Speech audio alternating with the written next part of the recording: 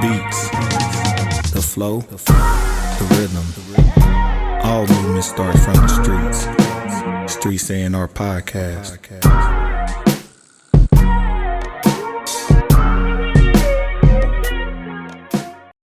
But man, welcome to the Streets A&R podcast. It's your host, Giddy Jicky with it. This your other host, Johnny No Good. And he about fed up with this shit. But we getting through it. Man, it's been a good day. It really has been a great day. And it's just been better since our first guest of the year has stepped in the building today. We got somebody, like I was saying earlier, like what we will almost call now an OG, because she's been doing this music thing on this trail for a while. I appreciate it.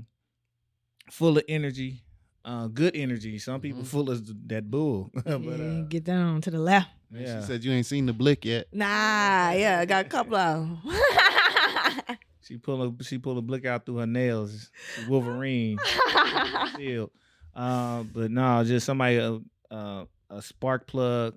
Somebody that knows how to promote, multi-talented, does their thing out here, not afraid to work with individuals and work with the people, and always putting on for her home. Man, we got the one and only Jazzy in the building. Thank you. The applause. Y'all lit. Yeah. Thank you for having me. I've been wanting to be on the show for a minute. You know, I watch y'all keep up with y'all on IG, keep doing your thing, you know. Yeah. You know, it's real intriguing. A lot of great art up in here. I mean, yeah, I love it. And we appreciate it, man. We even working on that. We working on so much. Yeah. Trying to expand. That's all it is. An expansion year. And having fun at the same time. Y'all have a lot of fun on camera when I watch y'all. You know, it's not rehearsed. It's not forced. It's just nice and easy, and you know, talking about real shit. So yeah. I can say shit. Yeah. With the new YouTube rules, I think we were past the first 7 seconds, so we good. Okay, all right. So we won't get demonetized when we get monetized. We'll be all right. Straight up. They did change them laws though. They tripping. Well, that's good to know. They clean even with music videos. I don't. Who knows? I might be in trouble. Listen, everybody finna start losing them coins. Like, oh, that's my video. But no, man, we appreciate you coming to the show. Absolutely. Just for the people out here who don't know who you are, just give them a little background on who you are, how long you've been doing this. Yeah. Well, you know, I probably went to school with a lot of y'all. My name is Jasmine Thompson, informal, aka Jazzy, aka Jazzy the jeweler, make your daddy look cooler. Hey, and if y'all ever need any jewelry, anybody, I got the family discounts. Y'all let me know. I'm a certified diamondologist at K Jewelers. Okay. So you know. Anything, I got customs, I got all that stuff, watches, rings, and things. But yeah, so you know, I originally went to Omaha Central. That's where I know my man Johnny from, and you know, just kind of music background from my pops and my mom. My mom was a gospel singer. My dad was her engineer and her you know, producer and stuff like that. So he also produced other artists back when I was a little girl, just growing up around it. Wow. Like, what they doing out there in that studio? Let me go see. And sometimes my sister would be interested in it on the singing side, but I was like always right there by my dad. Like almost like, you know, get up off me type stuff. Watching the controls to the point where he showed me everything. I can DJ, I can set up, you know, for DJing weddings. He showed me everything. He taught me how to play the drums. So a lot of it comes from my parents, you know, shout out to Beverly Thompson, Franklin Thompson. You know, so Frankie Beverly. That's right. You know, they almost gave my sister that middle name, Frankie Beverly. My mom was like, I should have did it. But yeah, you know, so Omaha native, and I'm still in Omaha. It's always gonna be my first home. I'm always here. So if you ain't see me, you just ain't been out, because I'm out. You know, I'm out. You know, so you know, a lot has changed, a lot has happened, but you know. Inside, I'm still always going to be the same me. I have to develop with the times. So you don't really change. You just kind of, you know, adapt to the times. A lot has changed. Cost of things and everything. So I'm just really happy to be here. Man, we appreciate you. We appreciate you. So I'll just ask a couple music questions. When it comes to the music, what exactly would you classify your lane as, the current lane? Because I know things can change and shift. What would you say your lane of music is right now and how you're moving about it? And I had young person in Atlanta give me a new category. I was like, I haven't heard that one. But I've always said hip hop, R&B, a little crossover pop. Because I do singing too. It's not just the rap. And then somebody said trap rock for me. Now I do cross over to the rock side a little bit as far as like a more of like a Juice WRLD sound or like a Trippie Redd sound sometimes, my voice. But sometimes I can be on some sounding like her, and singing, or I can, be just straight up rapping, and going off that way. But I'd say hip hop and R&B still, but I'm kind of crossing over to that pop and a little bit of rock too, but black rock. Yeah, we still got that 808 in that one. Yeah. I was gonna say how open are you to leaning into that trap rock? So when I hear that, the people that come to mind for me are like Playboy Cardi. Not even. I'm talking about like Saul Williams. Okay. Rico Nasty. Yeah, I like Rico. Got Young Cat, Pink Seafood. He just goes straight metal on you. And Vic Mensa, people like that in that ilk. I think it's dope. I have a naturally raspy voice. If I were to relate it to maybe some of the old school artists, like your Tina Turners, your like Shaka Khan's, that raspy kind of voice. So I wanted to try to utilize it and started experimenting with different sounds. And I'm like, I like that sound. And it's not really like anything that's out right now. And I do want to be different. You don't want to be too different where it's like, oh, she got her own. But you do want to stand out. It's not hard for me to stand out. Oh, the tall, skinny girl. But, I want to stand out with my sound too, But I think that's dope. It's a dope lane. I'd love to do a damn feature with Rico Nasty. That'd be. Better start screaming. Man. She might find. She be zapping though. Crazy. Yeah, her videos are entertaining too. Yeah. And you said Atlanta, so you live in Atlanta as well? Or? That's where I'm stationed. I live here too, and I got my spot and everything in my studio. But I full-time work in Atlanta. I'm at K Jewelers. Like I said, if y'all ever need to see me. So with being in Atlanta and seeing the music scene and how it is trying to be an artist here in Omaha, what has been some of the major differences in being in Atlanta and doing music there as well? So what are the differences you've seen from city to city, and what have you been able to learn from being in a place like Atlanta to bring back here, which is kind of like the new mecca for like hip hop, urban hip hop and stuff? That is a really good question. Y'all ask good questions. How honest you want me to be? As honest as you want to expose. That's okay. I have learned a lot from Omaha, and it's rooted me. I've learned a lot from Atlanta too. It kicked my ass and made me tough. It was not easy going there. A lot of character. But one thing I learned about specifically the music industry is it just seems like they're a little more willing to work together there than here at home. And so we got to get that togetherness here. It's not about who does it first, who's going to do this. We need to really come together as artists and be okay with like collabing with each other and having different vibes on the same track. And there's a lot of people that do vibe with each other on the tracks here in Omaha. But, I just think we should do it a little bit more. It just seems like in that city, they just it's just so natural to work together, whether it be hiring your brother to do videography or hiring somebody to do, the editing or whatever, and not expect the shit for free. People that work with me, they work with me. We're doing business together. So we got to get used to doing business and paying your brother for taking time out of their schedule, gas to come see you and to help you out when they got families and stuff. Like, we have to be okay with like paying and supporting each other and not asking for merchandise for free and all this stuff. With all of us, we got to work together or come bearing some type of gift. So that's just the major difference. It's just the togetherness. Everybody, the solo artists, are really good. But if some of the solo artists can start coming together, I'd love to do a song with LP. I'm gonna have to connect with him. I'd love to do a song with you. So we haven't been connected, so now that we are, and we here, Yeah. I'm excited for it. Man, yeah. Yeah. It's been a very long time. It's been so long, in fact, that you ain't know I've been done with music for close to 5, 6 years now. What? I mean, I knew that you, but I thought you still maybe hop on the track or something with some Man. people. Not really. Yeah, so nah, like that's what's so You funny still about cold me though. going to Seattle was I've been literally ready to fight people for asking me if I do music, and I just did my first show in like 6 years out there in Seattle. Shit, well, don't fight me. Listen, we it's all love over here. But it kind of like that's some of the stuff we was literally just talking about on the episode we recorded before you came in. We was literally talking about like the environment of collaborations in places like LA and places like Seattle, and you bring up Atlanta. Why is that you feel like in places like Atlanta, Seattle, California, people are more willing to work together, and how do we work about creating that environment? It's one thing to say that we need to do it, but it's another thing to move towards it. Yeah.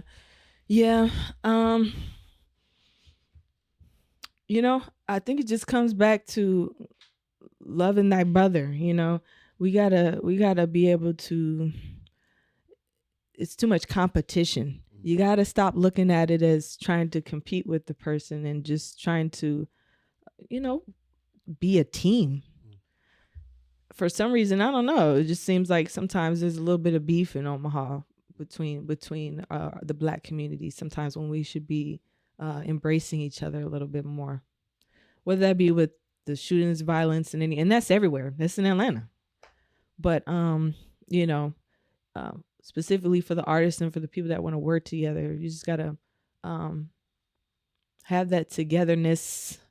I'm trying to put it together, but you see what I'm saying? I'm saying together a lot, but I just want to,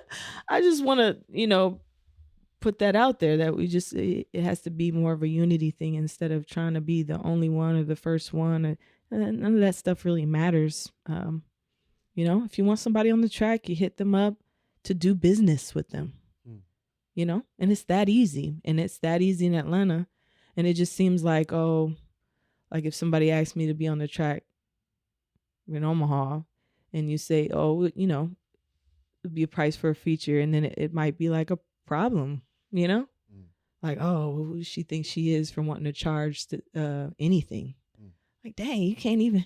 I might have a brother, it might offer something, offer me a bottle, offer me some weed, offer me some something for my time. That part. Yeah. And for my lyrics, there's people, I write for people. So people will pay me hundreds of dollars for the lyrics. And so I'm giving you my free lyrics, maybe give somebody $20 for gas. But it's just like, sometimes, it ain't just about linking with the homies anymore and just recording and riding around and listening to your car. Like, you want to be serious about it. Like, let's monetize together. Let's make a team. Let's put the song on Spotify and all the other platforms, and let's really do this together. Yeah. Put the point sheet together. Yeah. Like, we get the percentages off of this. Right. Because we all got bills to pay now. We grown now. So, I think that's one of the major parts. Yeah, definitely. As far as like your journey in the music and being like you have been a pioneer in many different categories and areas, like, where do you see yourself being at with music in 2 to 3 years, 5 years? Like, do you see yourself continuing to continue to expand your sound? Do you see yourself moving into more of an executive role and helping people develop their talents? Kind of like where you see yourself projecting that in 2 to 3 years? I want to start branching out and doing different lanes. I've started doing more modeling and stuff right now. I'm starting to open up and do more things, acting. As far as the music, I've started writing for other artists, whether it be ghost writing for rapping, for men too, or writing for songs. I've helped in the actual studio, lining stuff up and engineering. I engineer myself in my own home studio too, so I might start doing some more of that for artists. But mostly working with them with songwriting. I have a label myself, my dad's label, and then I have like a sub label. So I'd even be interested in the future in maybe adding a couple artists to that label, Black Diamond Records. So that's something that can come along. I'm still not giving up on being signed if it's the right deal. And I've ran into a couple opportunities. Some I may have to share with y'all that I've never shared with people before. Some opportunities where I dropped the ball. Mm. Yeah, and missed out on those open doors, but other open doors come, but and then you learn from those mistakes. But yeah, I do see myself still praying and hoping and trying to level up, go to the next level. And that just comes with hard work. And so it gets weary after a while, and you got to love it. If you don't love it, then you just, it's just like, what's the point of doing it anymore? So I still do have that love for it, and I'd love to even speak to younger artists, maybe do some seminars or shit. Y'all, whenever you have some, invite me. I'll perform for free and then talk to them, and we can do some type of seminar like that. That'd be fun.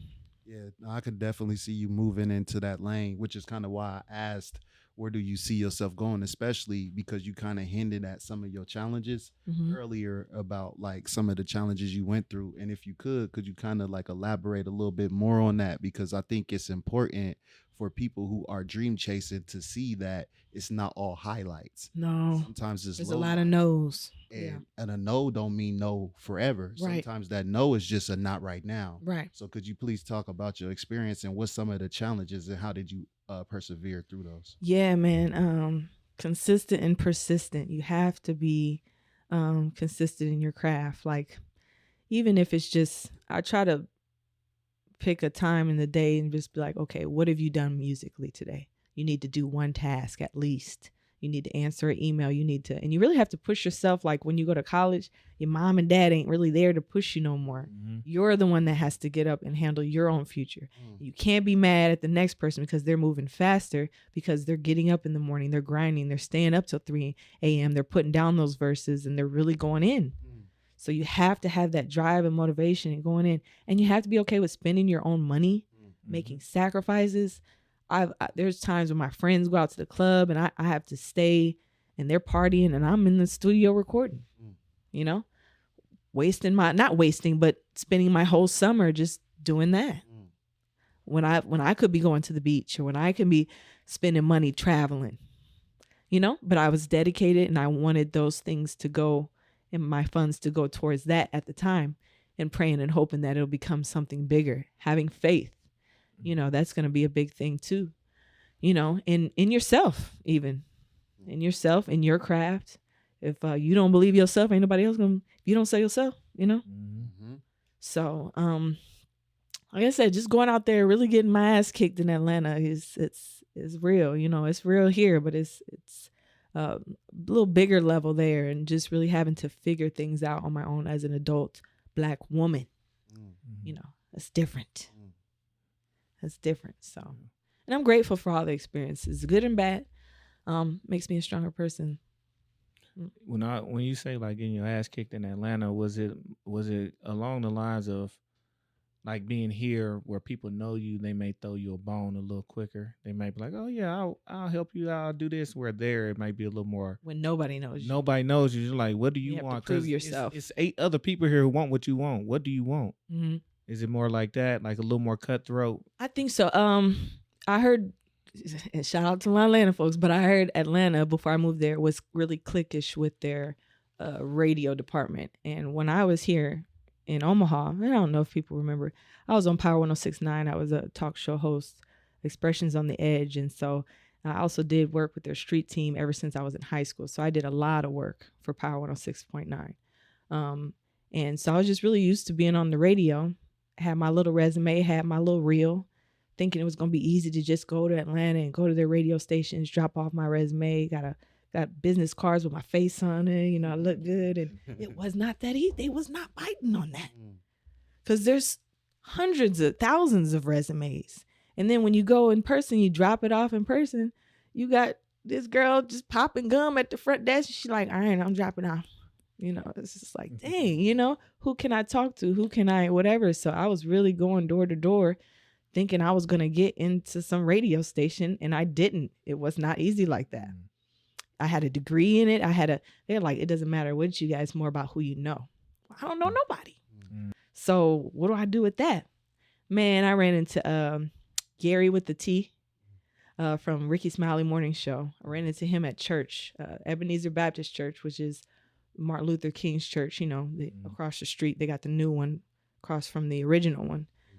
Met him at the church service. Talked to him a little bit. We exchanged information. Boy, he called me like 2 days later. Ricky wants to meet you. Okay. I mean, that was great. And at the time, I think they were looking for an open mic person. Cause I just said, I'm from Omaha, Nebraska. I've done radio before. Even if y'all just need somebody in promotions or whatever to do your paperwork, I do that type of stuff. I have a degree in it. Let me know. Boom. He hit me up. I had just started a management job. It was my first week at, just my regular 9 to 5. And he said, well, can you meet tomorrow at such and such time, or what day works for you? And so I said, well, since he gave me a choice, I was like, well, can we do Thursday at such and such? He kind of paused and he's like, no, what I should have said is absolutely. I'll be there tomorrow at this time. And I could have let my new job, I just didn't want to be a disappointment to them, but I could have just called out, I have something came up. I should have took that opportunity, but I didn't. I rescheduled and that opportunity passed me. Somebody else was picked. Somebody else met with it, So tough lessons. And this was early. This was like the first year I moved to Atlanta.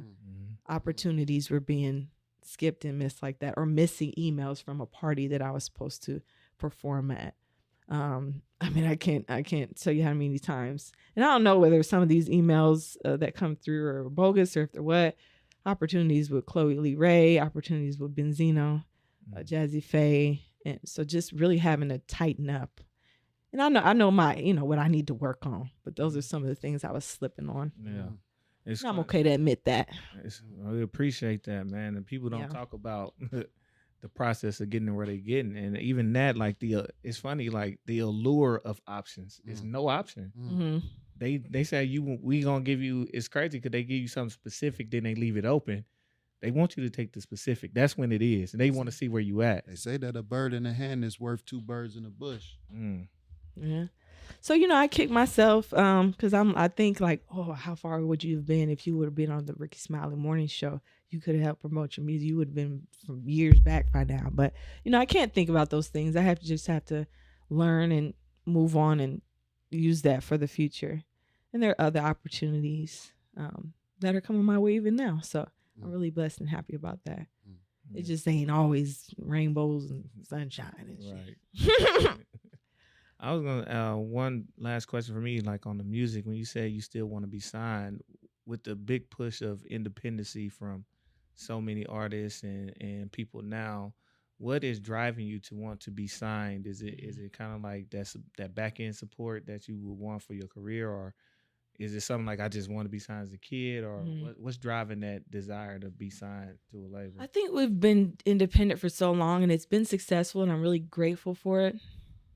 It'd just be nice to, and less pressure off my parents and my team, as they need to retire and they're getting older, they need to kick their feet up. I need to take more ownership of my own stuff. And I could get a new team together and everything, but it would just be nice to have a label that can help you book things, send and answer emails, and help you with things. It's not always easy to do it yourself. And maybe if I wasn't working full time and if I could devote all my full time into the music, maybe that would be a little different. I'm not sure, but it would just be nice to have a label that can help you with things and help promote things and really give you that blast that you need.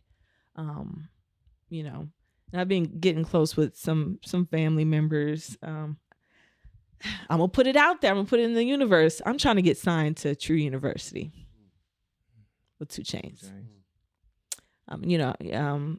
I love his family. I love his mom. They're really gracious. They invite me to birthday parties and, and everything. And so I've enjoyed my time with them. When I first met them, I didn't want to come off too pushy and like I want y'all to get to know me. I want you to get to know me, and I want you to notice me. I don't want to be all in your face being thirsty like a lot of these other artists probably are. So I'm going to take some years for y'all to get to know me, but it would be nice to be part of their team. They have a music team. And it'd just be nice. And even if it's not a huge label, at this point, I just want to be part of an active team. Like I'm not the only artist that's like active. and then do features and work within that team. It'd just be a nice experience for me, I guess. Gotcha. Even if it's just one album, I don't know, or a feature. Gotcha. She's done threw the bait out there. And you gotta ask to receive. Yeah. Closed mouth don't. It's like, hey, what's the worst thing I could say is no. Yeah. Prepare yourself for the no then, Yeah, so ain't that bad. before we get you up out of here, is there anything that you working on? What's some of the next projects? What's some of the next things we can expect from Jazzy? And where can we find and follow your movement at? Yes. Okay. So my project that I'm working on now that I just finished, I want to give y'all this here. Okay. We almost forgot about the gifts. Yeah. These are digipacks. So I got radio and unedited. Okay. So that's Hey. the one and only. Okay. Jazzy. I'm sure y'all want the original with the cussing in it. So and then I've been doing merchandise too. I sell Jazzy pocket pipes. I sell lighters. So I got some lighters and stuff for y'all too. Okay. So just working on getting more merchandise. I do need help, and I'm working on getting the full website up as far as where you can buy merchandise. You can buy digipacks and albums. You got the music videos, all there. I want all that to be on one landing page. So that's working out. I know my man's itching. I know you itching. What's up? You got the plug on that? Bandcamp. I know you. Bandcamp. Bandcamp. Yeah, Bandcamp. It's a platform for artists to upload their music, but it allows you to sell packages. Okay. So if you have vinyl CDs, you can add that. You have T-shirts, merchandise, you can add that. Nice. You can you set your own price. It allows tips. So if you set some for 10, I can give you 50 if I want to. Oh wow.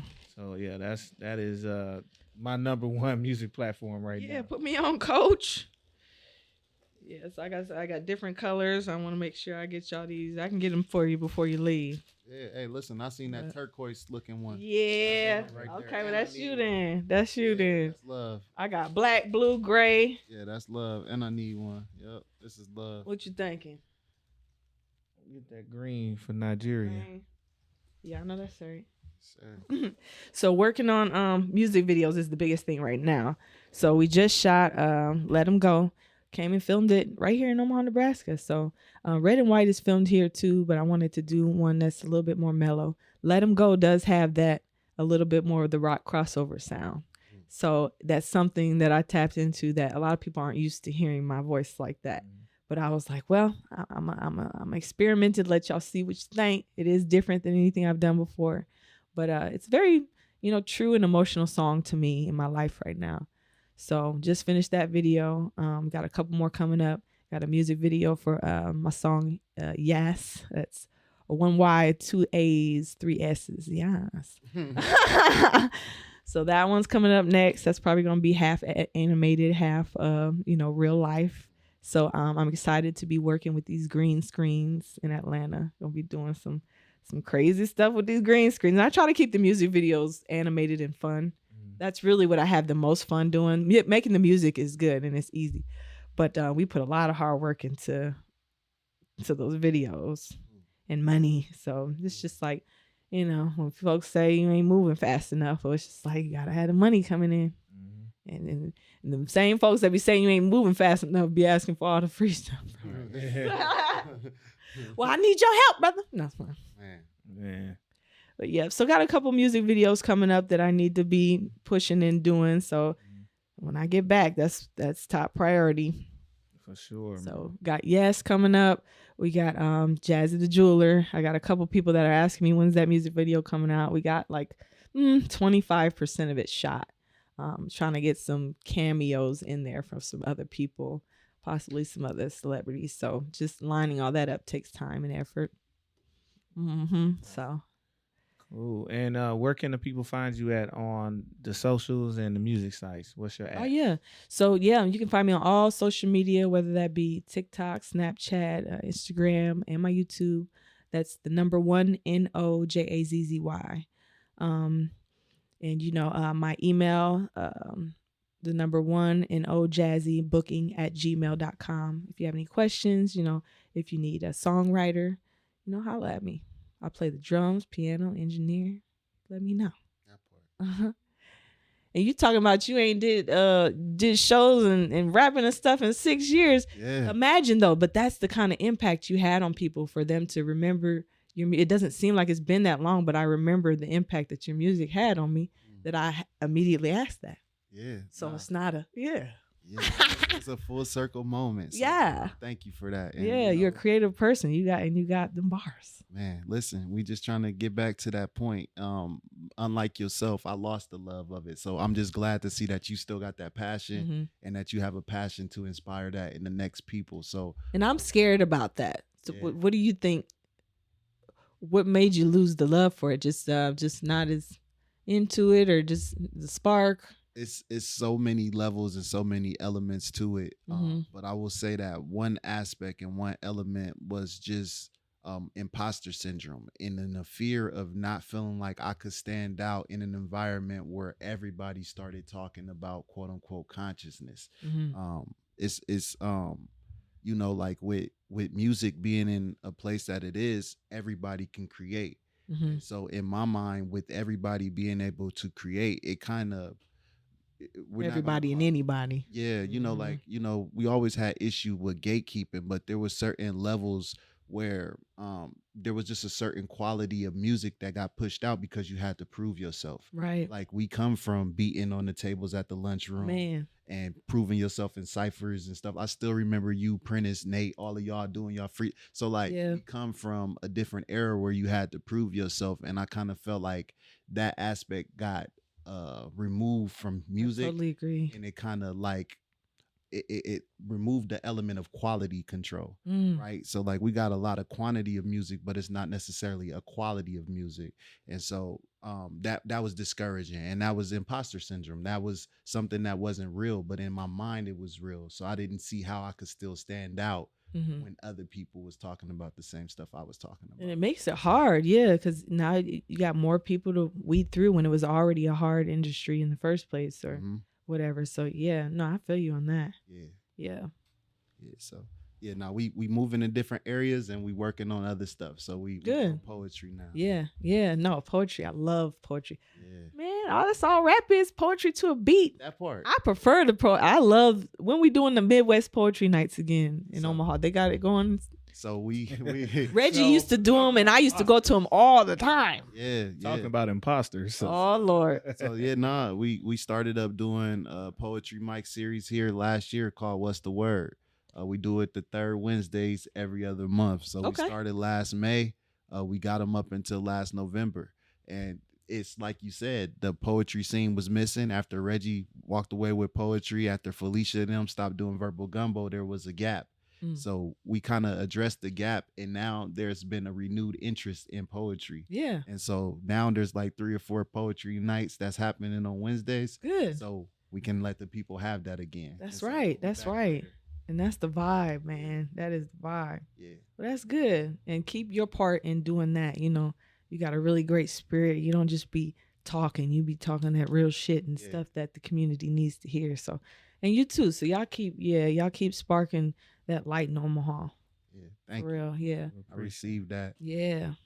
In Omaha and outside. That's right. That's right. That part. We gotta get us down there to Atlanta, where you at soon. Y'all hit me up. You got my number. You hit me up when you're down there. We can do something. I'm about to get your number. Yeah. And I got people down there. I went to school in Savannah and for grad school. So okay. Yeah, Savannah, you down there by the beaches and stuff, by the water. Yeah.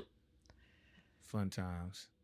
Yeah, man. We appreciate you, Jazzy, for coming through. We definitely appreciate the gifts, and nothing but blessings and praise on your journey as you move forward through this. Thank you. We appreciate your spark. Just continue to grind and get through and continue to keep going, man. So, man, it's time to get on up out of here, John. Man, it's that time. Yeah, man. It go quick, don't it? It do. Yeah, it do.